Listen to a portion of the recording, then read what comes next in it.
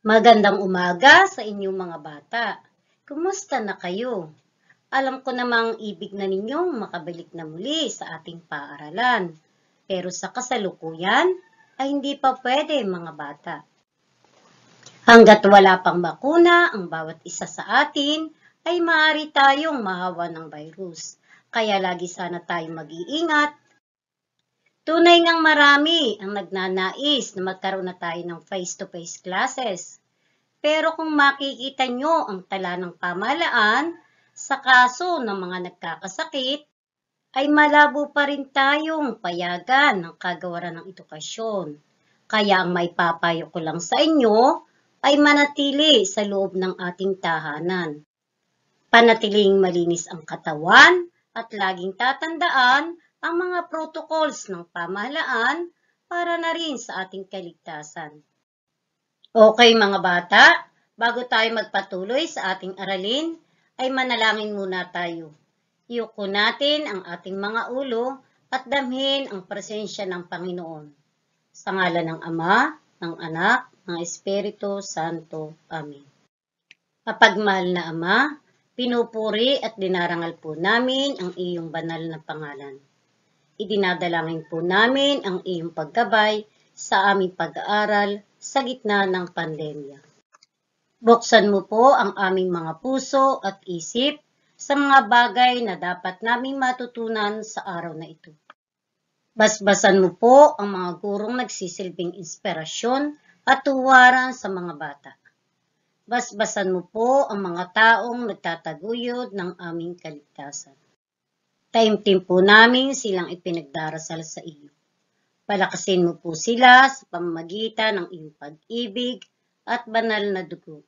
Naway patuloy mo kaming puspusin ng iyong pagpapala. Idinadalangin po namin ang lahat ng ito sa pamamagitan ni Jesucristong aming Panginoon. Amen. Sa ngalan ng Ama, ng Anak, at ng Espiritu Santo. Amen. Para sa pagpapatuloy ng ating aralin ngayon mga bata, ay meron tayong maikling pagsasanay na dapat nating sagutin. Kaya magbabalik-aral muna tayo. Babasahin ko ang panuto. Isulat sapat lang kung ang salitang may salungguhit ay pang-abay na pamanahon o pang-abay na pamaraan. Unang bilang, mahusay bumigkas ng tula si Annalyn. Ang salitang may salungguhit ay mahusay.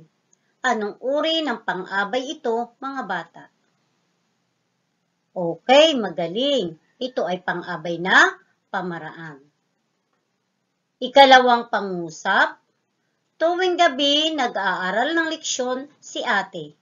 Ang salitang may salungguhit ay tuwing gabi. Anong uri ng pang-abay ito? Okay, tama mga bata. Ito ay pang-abay na pamanahon. Ikatlong pangusap, mabilis lumakad ang aking kaibigan. Ang salitang may salungguhit ay mabilis. Anong uri ng pang-abay ito? Tama, magaling. Ito ay pang-abay na pamaraan. Ikaapat na pangusap, araw-araw pumupunta sa bukid ang magsasaka. Ang salitang may salungguhit ay araw-araw.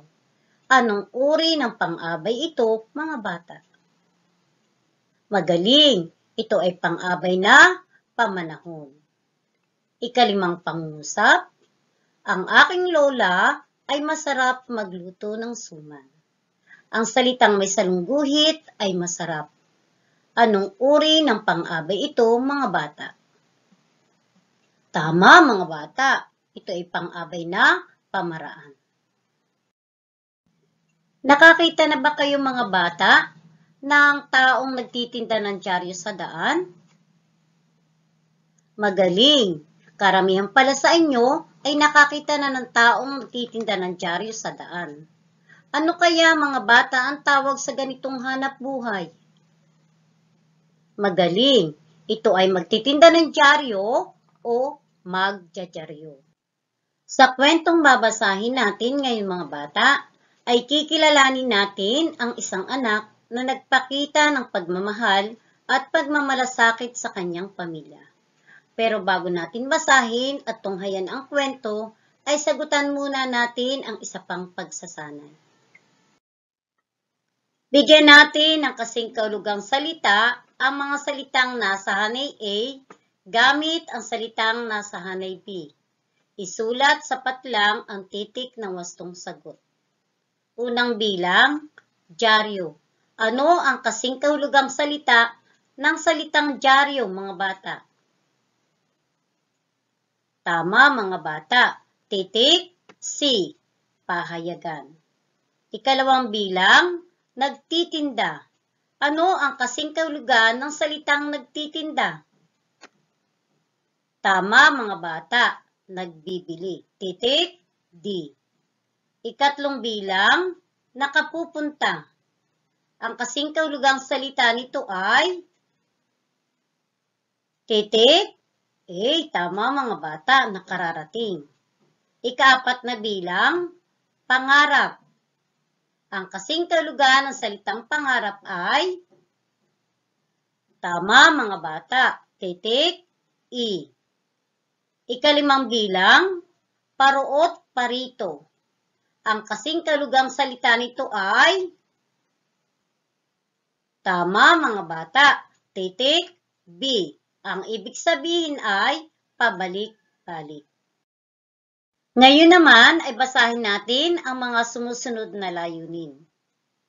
Unang layunin, natutukoy ang pang-abay na panlunan sa pangusap. Ikalawang layunin, nagagamit ang pang-abay na panlunan sa pangusap. At ikatlong layunin, nasasagot ng wasto ang mga tanong sa kwento. Tumahimik at makinig na mabuti upang masagot ninyo ang mga tanong sa kwentong aking babasahin. Pero bago ko basahin ito, ano-ano nga ba ang mga nais ninyong malaman sa babasahin nating kwento? Para sa una ninyong katanungan, mga bata, okay, sino ang batang mapagmahal sa kwento? Ano pa, mga bata? Paano niya naipakita ang pagmamahal sa kanyang pamilya? Ngayon mga bata, ay dadako na tayo sa ating kwento. Makinig kayong mabuti. Ang pamagat ng ating kwento ay ang mapagmahal na anak. Bata pa si Bitoy ay pangarap na niyang makapagtapos ng kanyang pag-aaral. Subalit, maaga siyang naulila sa ama. Panganay siya sa 3 magkakapatid. Dahil mahirap lamang sila, kaya nahinto at hindi na nakapagpatuloy sa kanyang pag-aaral. Upang makatulong sa ina, humanap siya ng mapagkakakitaan. Pumasok siya sa tindahan ni Aling Ninay para magtinda ng dyaryo.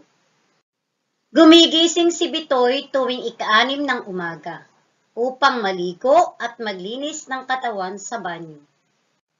Pagkatapos niyang maligo, tinutulungan niya ang kanyang ina sa paghahanda ng pagkain sa kusina upang sabay-sabay mag-almusal.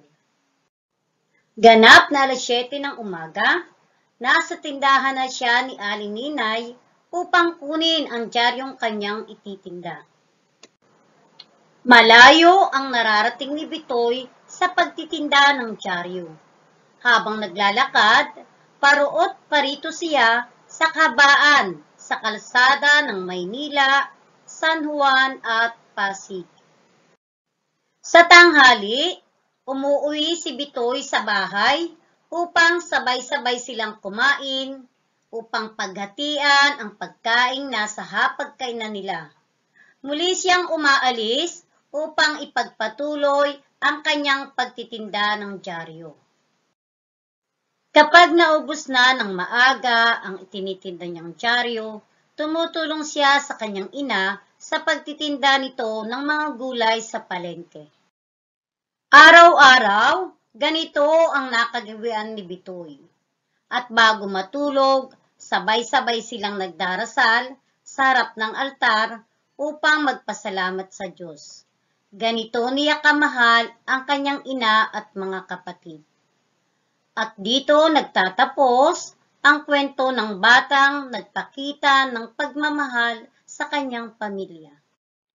Naunawaan ba ninyong mabuti, mga bata, ang ating kwentong binasa? Kung ganon, sagutin na natin ang mga tanong. Unang tanong, sino ang batang pinag-uusapan sa kwento?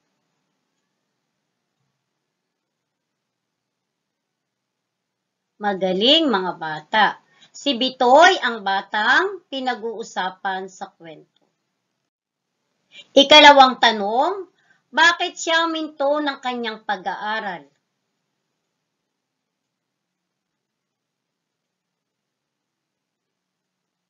Dahil namatay ang kanyang ama at mahirap lamang sila.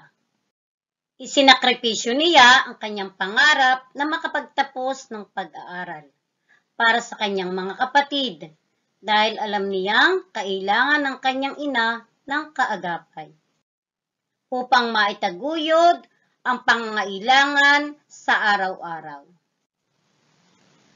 Ano ang kanyang hanap buhay, mga bata?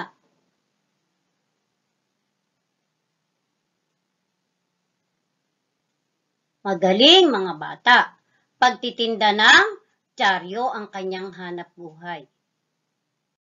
Malaki kaya ang kinikita ng mga magdyaryo gaya ni Bitoy?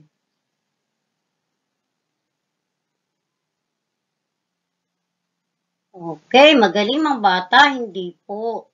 Kung 20 pesos ang isang dyaryo at 50 ang kanyang itinitinda sa araw-araw. Sa palagay ninyo, mga bata, magkano ang kanyang kinikita?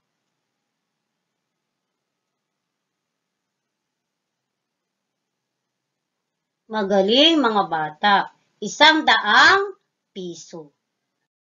Ika-4 na tanong, saan sa ang mga lugar siya nakararating upang magtinda ng dyaryo?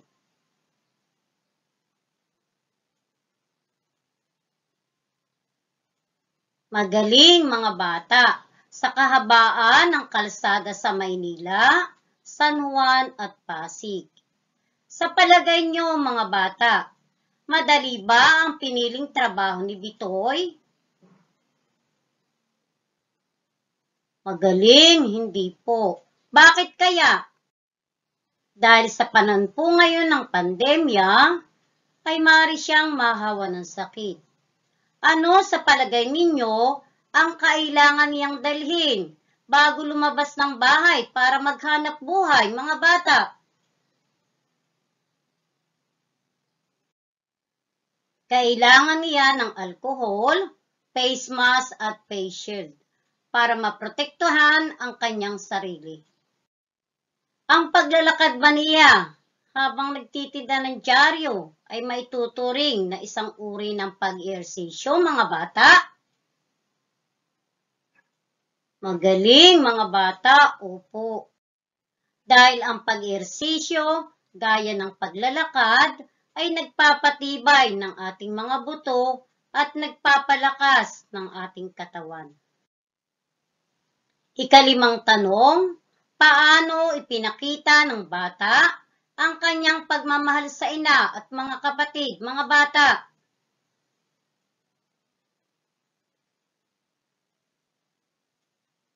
Magaling, mga bata. Huminto siya ng pag-aaral at tumulong sa kanyang ina sa kanyang paghahanap buhay. Sa palagay ninyo, mga bata, malaki ba ang kinikita ng isang magdyaryo? Magaling, hindi po. Pero para kay Bitoy, malaking tulong na ito sa kanyang ina. Maliit man o barya lang. Para sa iba, ang mahalaga, nakatulong siya at nadagdagan ang kita ng kanyang ina. Maaaring makatulong din sa kanila ang pagtatanim ng gulay sa ilang recycle na bagay, gaya ng lata at plastic bottle. Para mas dumami pa ang mga gulay na pwedeng mabenta at pagkakitaan pa nila. At sa tulad ni Bitoy, hindi imposible na gawin niya ito. Anong aral ang natutuhan niyo mga bata sa ating maikling kwentong binasa? Nais ba ninyong ibahagi?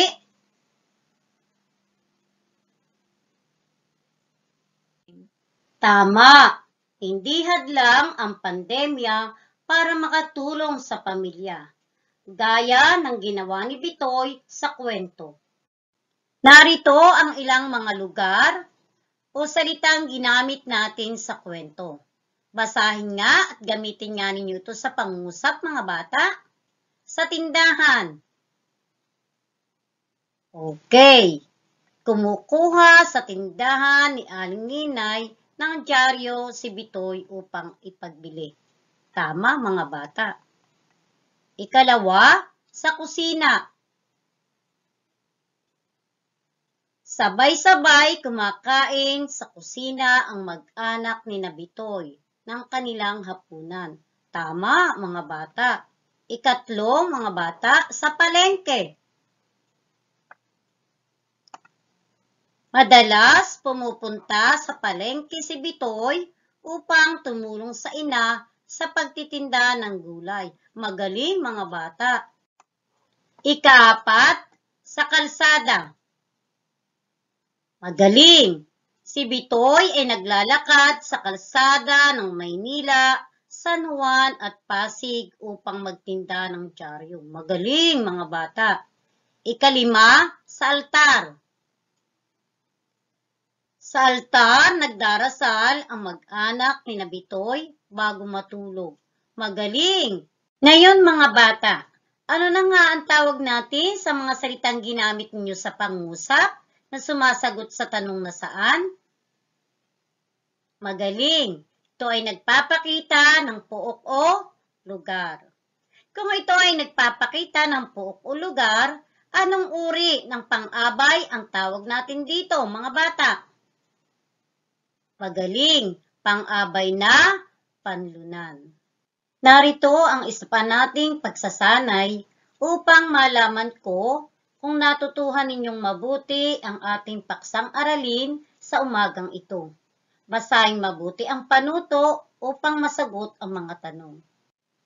Para sa panuto, bilugan ang pang-abay na panlunan sa pangusap.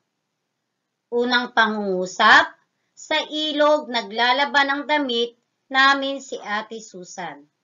Ano ang pang-abay na panlunan dito, mga bata? Tama, mga bata, sa ilog. Ikalawang pangusap, madalas kaming kumain sa restauran ng aking pamilya. Anong pang-abay na panlunan ang narito, mga bata? Tama mga bata, sa restaurant.